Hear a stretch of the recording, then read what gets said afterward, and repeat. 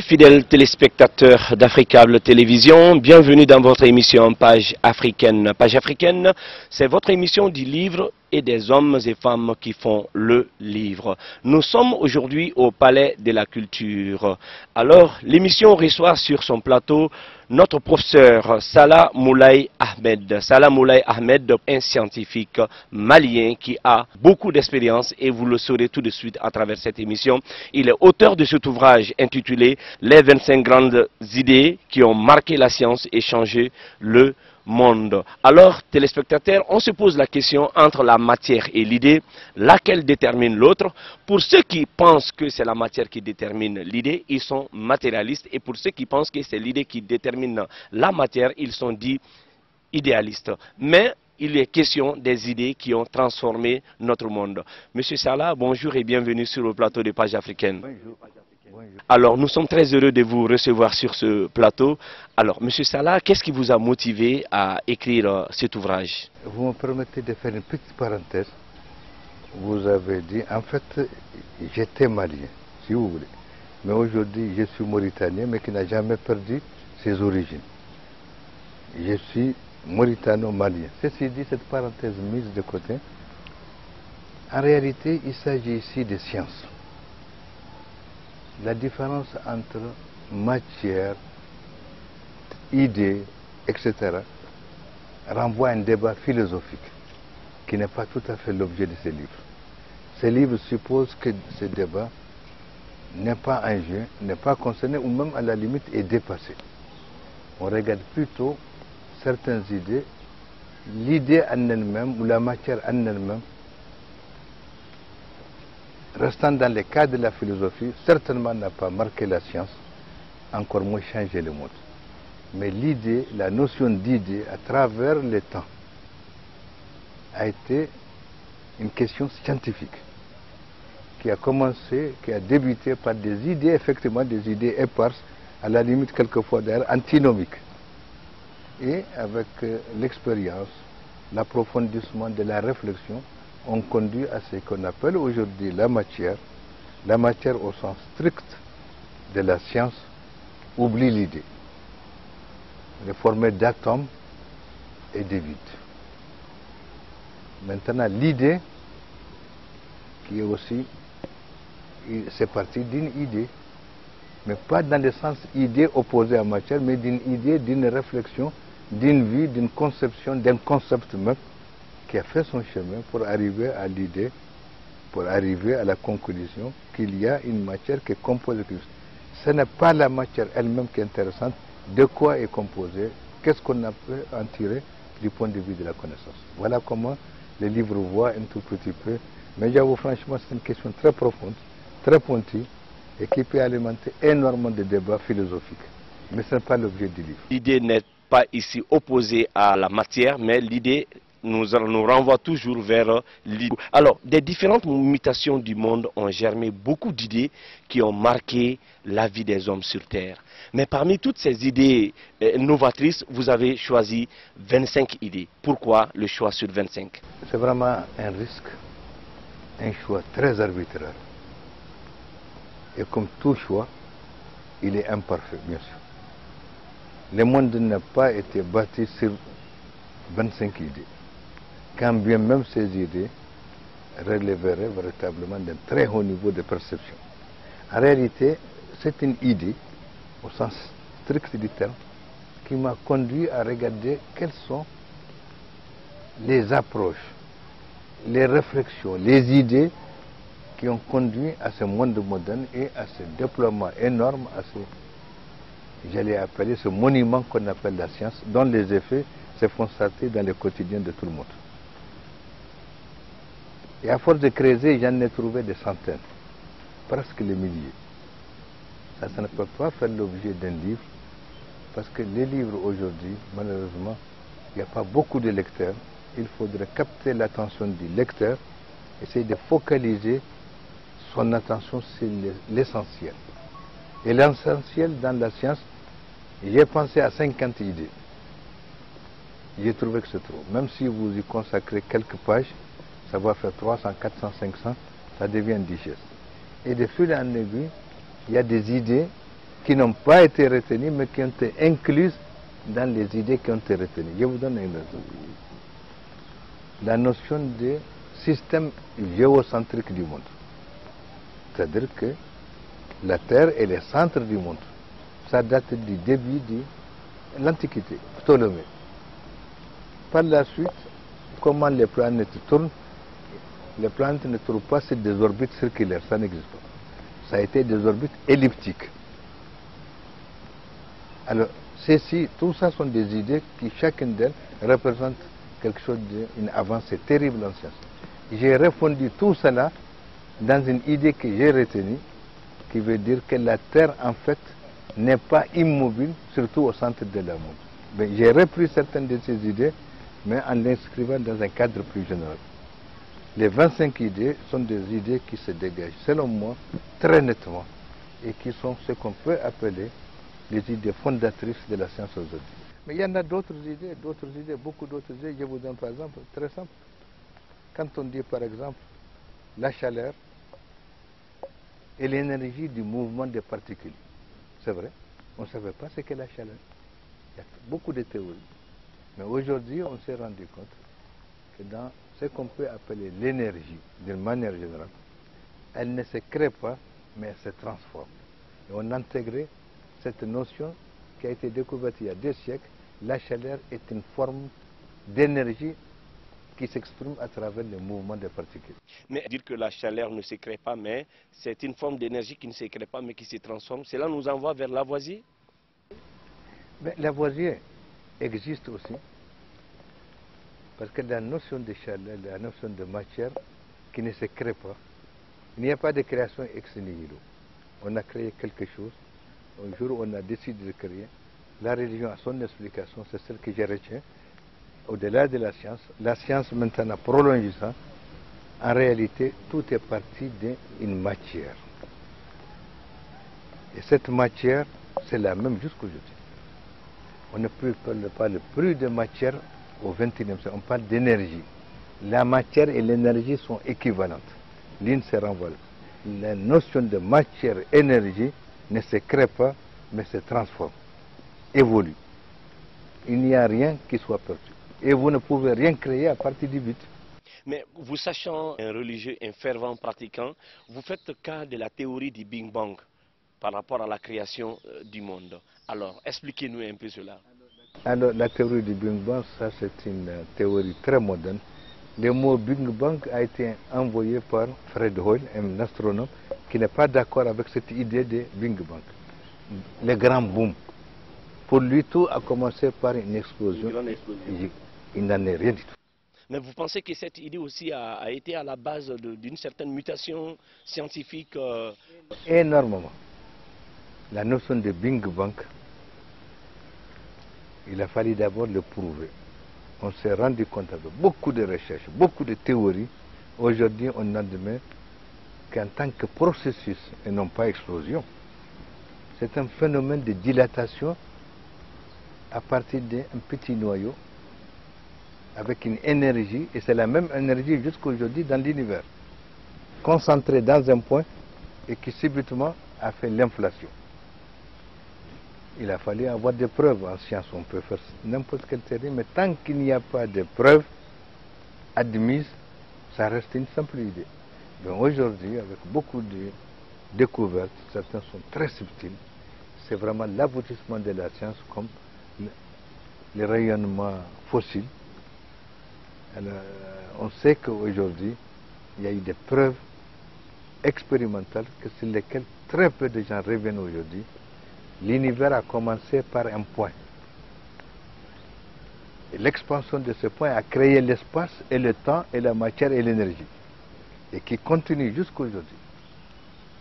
Au point où des gens se mettent aujourd'hui à dire le grand problème qui se pose aujourd'hui n'est pas que l'univers existe, qu'il y ait le Big Bang, mais où est-ce qu'on va? Est-ce qu'il y aura un phénomène de retour? Est-ce que l'expansion de l'univers est illimitée? Nous en sommes là. Je vous retourne cette question. Est-ce qu'il y aura un phénomène de retour? Ça, c'est une idée qu'on a caressée pendant une dizaine, vingtaine d'années. Le Big Crunch, qui s'oppose au Big Crunch. Ça, c'est ça accroît. Le Big Bang, c'est l'explosion, et le Big Crunch, c'est le... Le Big Crunch, c'est le retour. C'est-à-dire en gros comme si, quand on atteint un maximum en mathématiques, il n'y a pas d'autre solution, il faudrait descendre. Vous ne pouvez pas aller au-delà du maximum. Alors donc c'est le phénomène de retour en arrière. On a créé à ça le Big Crunch, c'est-à-dire que quand les étoiles s'éloignent les unes le monde s'élargit, et un beau jour, il y a un phénomène à l'échelle cosmique qui va regrouper ça et on fait la marche arrière. Les étoiles se rapprochent, les planètes se rapprochent et on retourne au point de départ. Mais on s'est rendu compte avec les dernières théories mathématiques comme physique très élevées de la relativité générale, on s'est rendu compte qu'il y a même des formes d'énergie qu'on ne savait pas, qu'on appelle l'énergie sombre, ou d'autres qu'on appelle la matière noire. Ce que nous connaissons comme matière, ça, vous, moi, les arbres, les planètes, etc., les végétaux, les animaux, ne représentent même pas 5% de la matière de l'univers. Où sont passés les 95%. Vous voulez dire que ces autres matières sont des matières invisibles? Alors, complètement, non seulement invisibles, mais actuellement inconnues. Et inaccessibles? Alors, complètement inaccessibles. Aujourd'hui, on sait par des effets gravitationnels. La matière noire fait 5 fois la matière ordinaire. Mais on le sait à travers ces effets gravitationnels. La science, au cours de ces différentes mutations, nous avons vu qu'il y a des pilotes qui ont fait la découverte, par exemple, des ovnis, qui pensent que c'est des matières qui existent, mais que l'œil ne voit pas ou qu'on les voit, qu'on les constate accidentellement. Est-ce que vous pensez que les ovnis, par exemple, font partie de ces matières noires? Pas du tout. Les matières noires, les physiciens ou les mathématiciens, c'est vraiment le top niveau d'aujourd'hui, la physique et les mathématiques. Avec l'informatique. En science, vraiment, c'est un tout, hein, c'est la théorie du tout, vous le verrez dans mon livre, la théorie du tout. Ceci dit, les ovnis, je crois que l'époque est complètement dépassée. D'après les recherches très récentes, les ovnis seraient des objets volants non identifiés, qui seraient venus sur Terre, qui auraient même kidnappé certains, et qui serait retourné. On n'a jamais pu. Mais on s'est rendu compte qu'il y a beaucoup d'hallucinations dedans. C'est des phénomènes météorologiques qu'on n'a pu expliquer. Certains sont restés réfractaires. Mais aujourd'hui, dans la science, on ne pense même pas qu'il existe des créations extraterrestres avec une intelligence. À votre âge aujourd'hui, on va vous dire vieux. Vous devez avoir réellement peur d'être mouillé par la pluie, mais vous avez dit que non, on peut s'asseoir parce que la pluie est un élément. Absolument, la pluie c'est de l'eau. Les grands philosophes, penseurs, qui sont à l'origine de la science, et ça date depuis la Grèce, ont identifié 4 éléments. Aujourd'hui, on sait qu'il y en a plus, parce que ce qu'ils appellent un élément eau, en réalité est formé de plusieurs éléments. Il y a l'eau, la terre, le feu, comme troisième élément, et l'air. Et ils ont construit, bâti tout leur système philosophique et scientifique sur cette base. Mais en réalité, l'eau est formée déjà de 2 éléments. H2O que vous connaissez. Le feu, on s'est rendu compte que ça n'a pas du tout la perception qu'on lui donne. En fait, le feu n'existe pas en tant que matière. On a voulu donner matière, mais on s'est rendu compte que c'est une forme d'énergie. Le feu est une forme d'énergie, donc le feu n'existe pas en tant que matière. Il n'y a pas de constituant chimique dans le feu. Le feu, c'est le produit d'une combustion. C'est de l'énergie qui se transforme sous une forme visible. Donc le feu, c'est juste le résultat? C'est le résultat d'un phénomène chimique qu'on appelle la combustion. Mais à l'époque, on l'admet. Mais en chimie, on n'est plus à ce niveau. Aujourd'hui, il y a près de 120 éléments. 120 éléments qu'on peut appeler des éléments naturels. Les éléments, ou même certains artificiels, 120. Ils sont très loin de là. Mais le fait qu'ils aient dit ça, ce n'est pas aussi bête. Regardez tout ceci, ça explique tous les cataclysmes. Quand il y a tremblement de terre, un séisme, c'est la terre qui est en jeu, en tant qu'élément, tremblement de terre. Quand il y a inondation, c'est l'eau. Inondation, ça veut dire tous les cyclones, etc., les tempêtes, les ouragans, c'est l'eau. Quand on dit l'air, absolument, il y a des tempêtes qui ne sont pas très dangereuses sur la terre malgré tout. Mais une tempête, une vraie tempête, peut avoir des vents des vents de 500 km qui vont 500 km à la seconde, qui sont supersoniques si vous voulez. Ça peut arracher tout. Parmi les 25 idées dont vous faites cas, ne figure aucune idée spirituelle ni d'aucun prophète. Est-ce une manière de remettre en cause la science? Pas du tout. Je suis profondément religieux. Je distingue parfaitement où vont les limites de l'homme. Et l'homme n'a rien compris jusqu'à présent. Nous sommes très loin de connaître quoi que ce soit. Jusqu'à aujourd'hui, on ne vit que sous des hypothèses, des conjonctures exactement. Dans le Coran, il écrit, nous ne vous avons donné comme science que très qalil, très peu. Et chaque jour, on découvre qu'en fait, l'homme ne sait rien. Il est très loin de comprendre un seul phénomène. Si vous regardez pourquoi il y a eu aujourd'hui la pluie sous laquelle nous sommes, il faut amener des météorologues, il faut amener des physiciens, il faut amener des chimistes, il faut amener des écologistes, etc., etc. Eh bien, on vous dit non, c'est les météorologues, il y a précipitation. La science des météorologiques ne peut pas embrasser les changements de climat. Mais il y a une approche. L'homme se contente actuellement de l'approche. Dans quelques années, avec le grand calculateur, l'intelligence artificielle, on va peut-être faire des simulations qui vont donner des résultats beaucoup plus précis. Mais je vous mets en garde. S'agissant de la pluie, les changements de temps, on ne pourra jamais dire ce qui va se passer dans au-delà de 20 jours. Il y a un coefficient, Couperin, qui existe, qui fixe la météorologie à 20 jours. Au-delà, vous pouvez avoir raison, mais c'est une coïncidence. Rien ne justifie ça. 3 jours, on peut dire le climat. Dans 3 jours, 4 jours, c'est une semaine. Dans certains cas, jusqu'à 10 jours. Au maximum, 20 jours. Au-delà de ça, vous êtes dans les hasards. Vous pouvez faire loterie, vous gagnez, vous ne gagnez pas. Mais aucune base scientifique. Donc, vous voulez dire que même la science exacte n'est pas exacte? N'est pas du tout exact. Il y a, je vous donne si vous avez le temps, sous la pluie, il y a aujourd'hui la science. L'avantage de la science, c'est une forme de connaissance qui sait qu'elle est ignorante. Je vous donne un exemple qui heurte, ça a beaucoup heurté les mathématiciens. On ne pourra jamais démontrer ce qui est vrai. L'ensemble des vrais dépasse l'ensemble des démontrables. C'est-à-dire que les mathématiques ne peuvent pas aller au vrai. Il y a des vérités qu'on ne peut pas démontrer à mathématiques. Donc pas de vérité absolue. Il y a des vérités absolues mais qui ne sont pas accessibles aux mathématiques. Ce n'est pas aujourd'hui ou demain, intrinsèquement. Il y a des limites en physique, on n'atteint jamais. Il y a, je ne sais pas du compte, le chaos, la théorie du chaos, Oui. l'effet papillon, La théorie du vide. la théorie du vide. Oui. Qu'est-ce que le vide? Je vous assure que quand on aborde la science, quel que soit le domaine de connaissance, que ce soit la physique, les mathématiques, que ce soit la biologie, la chimie, la géologie, etc. Mais pour celui qui croit avoir compris, il y a des moments où vous arrêtez. En fait, comme Socrate l'a dit, je ne sais rien. Tout est basé sur une théorie. La lumière elle-même, il y a la lumière. La lumière aujourd'hui est une théorie. Elle n'est pas prouvée mathématiquement. Pourtant, elle existe. Parce que c'est se base sur des théories qui n'ont pas été prouvées. Mais ça a donné des résultats. Demain, est-ce qu'il y a un phénomène nouveau qui va dire que ceci n'est pas cela? On l'attend. Nous arrivons déjà presque à la fin de cette émission, mais en parlant déjà de mutation, de l'évolution scientifique, l'être humain, nous avons subi des mutations. Est-ce une manière de dire peut-être que demain, on va rencontrer peut-être des hommes avec des cornes?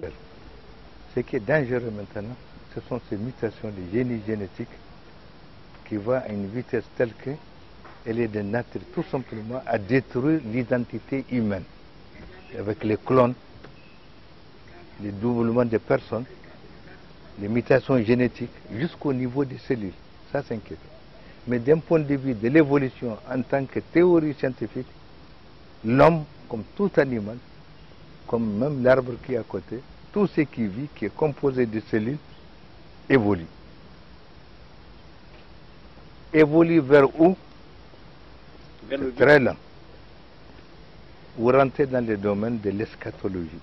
L'eschatologie, c'est l'ensemble d'études un peu religieuses des fins dernières. Qu'est-ce qui attend l'homme? Si vous êtes croyant, l'homme va mourir, tout va disparaître et on va juger l'homme.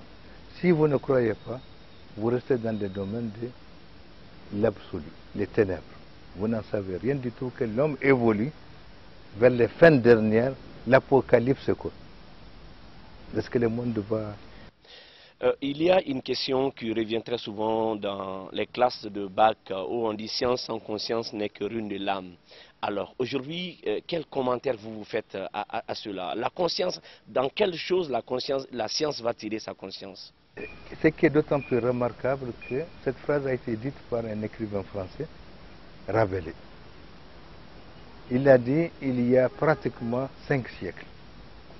Il a dit dans le sens, si vous déconnectez la connaissance des valeurs humaines, eh bien vous avez détruit même ce que l'homme qui est une entité beaucoup plus élevée, transcendante. Et on se rend compte, avant ça ne veut rien dire que bon, tout le monde le dit, science sans conscience n'est que ruine de l'âme.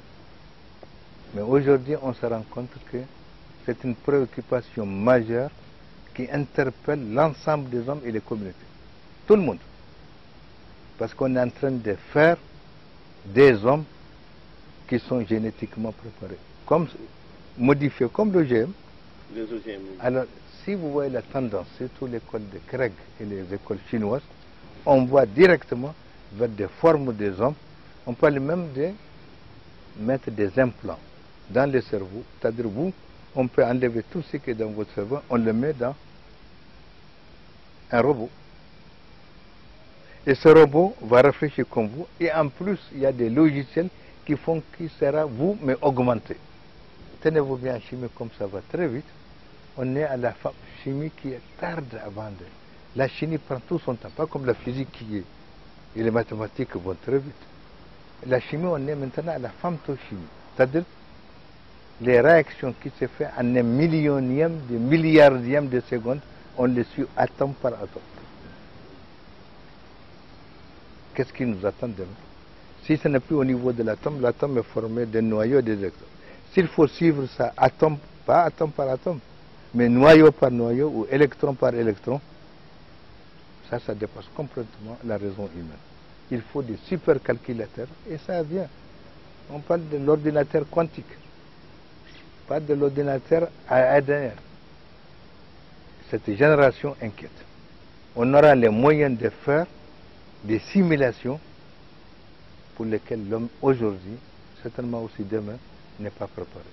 Alors, professeur, aujourd'hui, vous êtes un homme, nous le disons, vous êtes un savant de notre siècle. Aujourd'hui, qu'est-ce que vous avez, à part ce livre d'abord, qu'est-ce que vous avez en perspective par rapport à la postérité, que aussi bien pour la Mauritanie, le Mali, l'Afrique et le monde? Je suis, c'est vrai, je suis un citoyen du monde. Je crois en la valeur de l'homme. Et l'homme finira par s'assagir. Il n'a pas d'autre choix. La folie a ses limites. Sinon, ben, Hawking qui vient de mourir, parlant de l'intelligence humaine. Non, l'intelligence artificielle. A dit de faire attention. Il est mort en avril. C'est l'homme qu'on considère comme le plus grand savant vivant jusqu'en avril. Il disait attention à l'intelligence artificielle. On va dédoubler l'homme et créer quelqu'un en face de lui plus intelligent, parce que là on peut le modifier avec des logiciels et surtout la théorie de la complexité dont on ne voit pas les limites. Ne vous engagez pas ça si vous n'avez pas de solution de recours, parce que vous risquez de créer quelqu'un qui va vous détruire vous-même, ne sachant même pas, qui n'a pas la conscience qu'il est un instrument. Donc ceci dit, je ne suis pas le savant au point où on me consulte sur ce genre de choses. Je suis un bonhomme qui a suivi un peu à travers beaucoup de disciplines. J'ai lu, j'ai relu, même en philosophie, je n'inscris rien, en religion, tout ça. J'apprends tout le temps. L'avenir est inquiétant. Vous ne voyez que des menaces. Vous ne voyez que les chaos. Vous ne voyez que l'apocalypse. Si les gens ne s'assagissent pas très vite, vous savez, maintenant on a créé des bactéries artificielles. C'est la cellule. Une cellule qui n'a que 440 gènes artificiels. C'est un Américain qui s'appelle Craig Eh bien, cet Américain est en train de créer des monstruosités au nom de la science. La science demande arrêtez, moratoire, moratoire, arrêtez les recherches. Les hommes d'aujourd'hui ne sont pas préparés à voir, ils ne sont pas préparés. Vous risquez de créer un monde qui nous dépasse très rapidement. Et nous n'avons aucun moyen de défense. On parle de virus géants qui peuvent sortir avec tous ces déséquilibres. Un virus qui ne donnera pas à l'homme une seconde. S'il attaque, le temps de dire attention, il est parti. Ebola, les sida, etc., ce ne sont que des farceurs par rapport à ces virus. On parle de ça. Et le monde ne dispose d'aucune chose aujourd'hui pour se mettre à l'abri. Je crois, ça c'est mon opinion personnelle. Beaucoup des hommes l'ont dit. Celui que je considère comme maître dans les domaines, Albert Einstein a dit il ne voit d'autre solution qu'un gouvernement mondial. Cette pléthore de gouvernements pas là, grands, petits, moyens, chacun avec sa politique, ses ambitions, etc., ne prépare pas l'avenir de l'homme, qui est inquiétant. Il faudrait se concerter. Il a même parlé de monnaie unique, gouvernement unique, qui prendrait cette fois-ci en charge tous les problèmes humains et qui oriente le devenir de l'homme avant que ça ne nous échappe. Est-ce qu'on va l'entendre? Il est mort en 50 ans. Mais les gouvernements ne sont pas encore solides pour pouvoir empêcher, ne sont condamnés à avancer n'importe comment. Bon, il faut mettre des freins. Sinon, l'homme va créer exactement sans conscience, sans conscience, va créer ce qu'il faut pour se détruire totalement.